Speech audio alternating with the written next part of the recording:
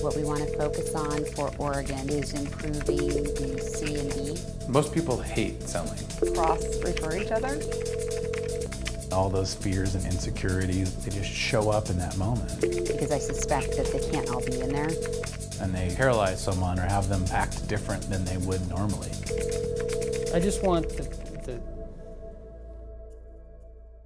I do view as sales, or the sales process, is you're dating.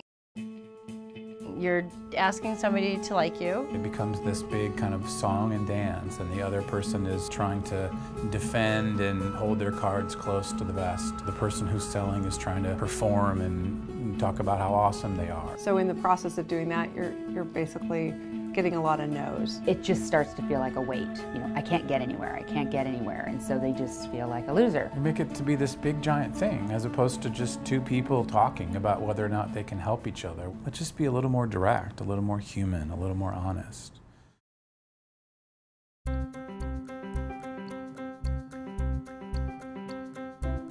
I'm always asking the question, what do you do for people? Why do they buy from you? what we realized is we don't really understand what we do. We're good at it.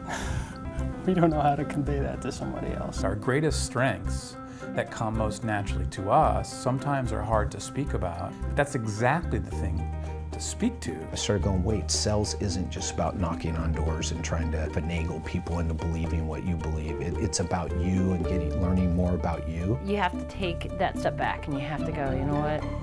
I might not be as bright as I think I am. My weakness is I'm talking too much. I've got to bring this down so the guy walking down Battery Street there understands what I'm selling here.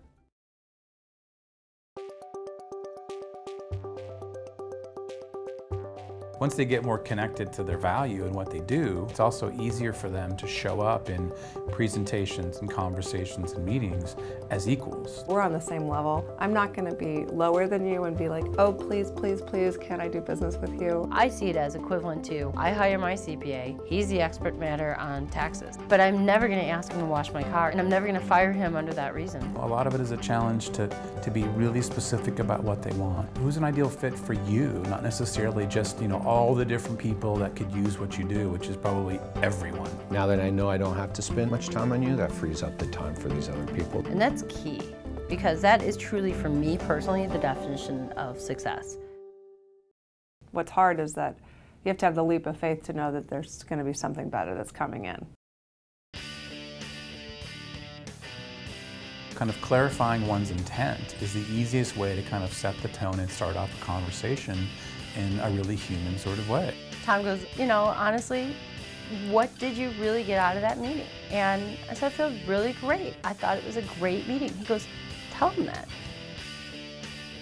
So I think she felt a little bit more empowered to have a grown-up conversation, business to business. So you cut through all the ego and all the BS, so what might have taken 20 hours to close a piece of business, you can do it in 2. I got an email from someone, look how quickly this prospect got back to me. And so I think that gives people more energy to keep at it. I still have to take a step back frequently and acknowledge my weaknesses, but it is, shall we say, easier. All these little steps that have been hard to do, I actually can see the picture of something better in the horizon.